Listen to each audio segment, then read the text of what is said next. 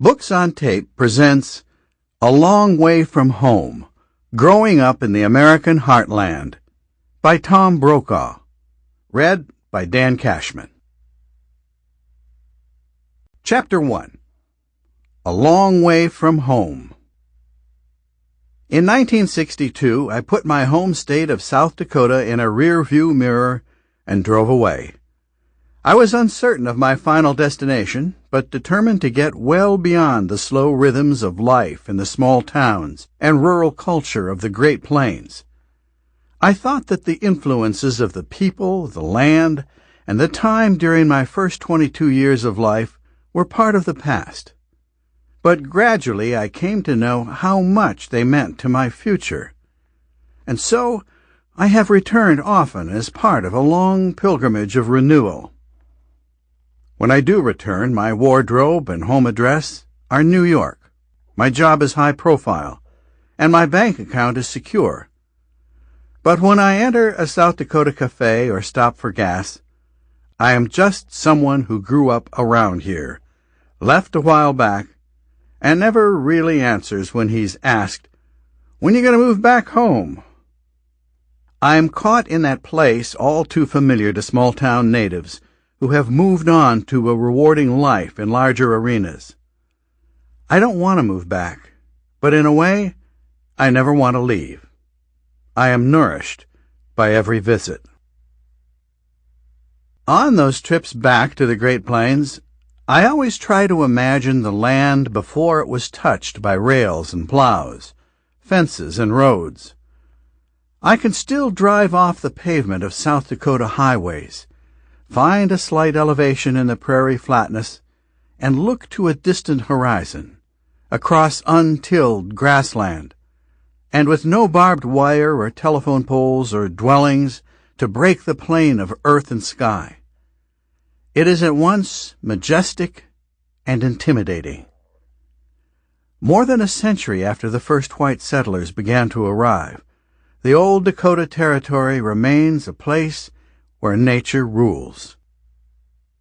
On a still hot late summer day, after a wet spring in the northern plains of South Dakota, the rich golden fields of wheat and barley, the deep green landscapes of corn and alfalfa surrounding the neat white farmhouses framed by red barns and rows of sheltering trees, give a glow of goodness and prosperity. It is hard to remember this was once a place of despair, brought on by a cruel combination of nature and economic forces at their most terrifying.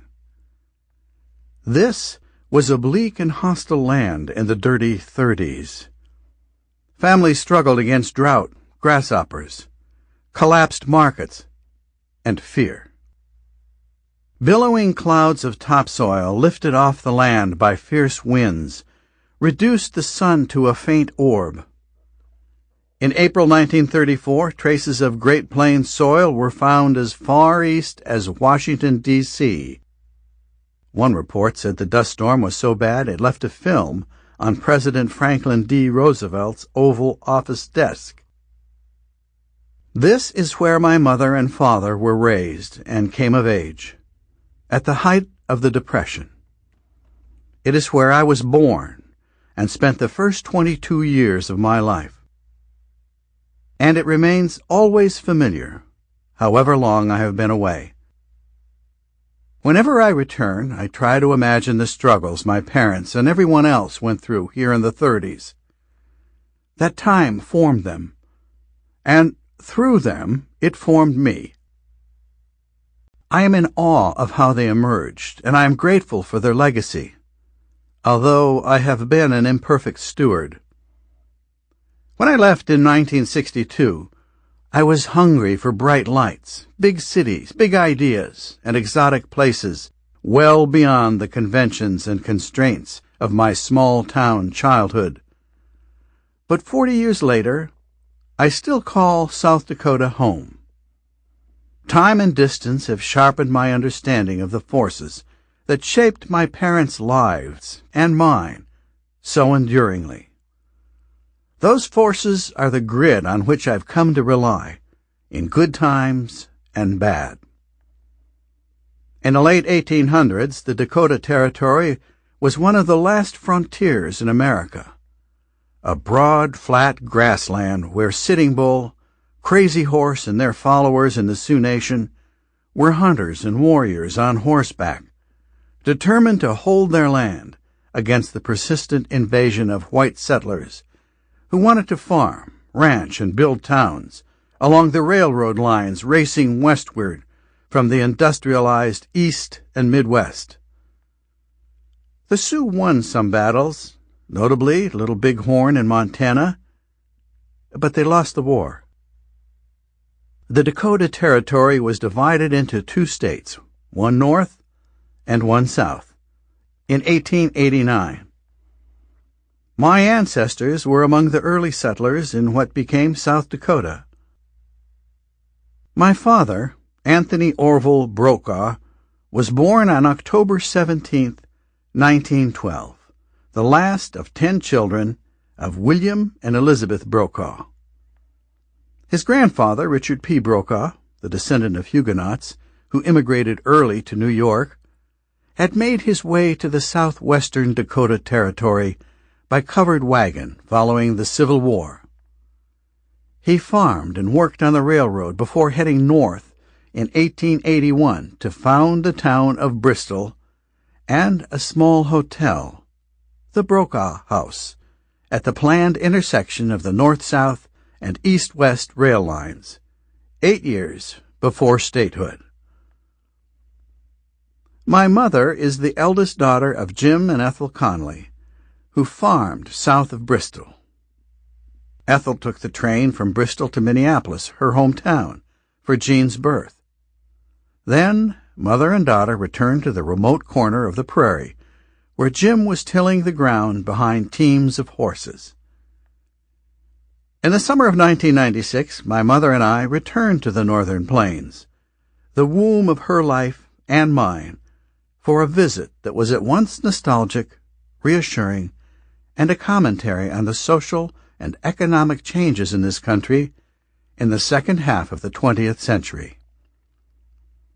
As we drove east along Highway 12 from Aberdeen, South Dakota toward Bristol, we passed a giant Walmart with a parking lot full of late-model cars and pickup trucks.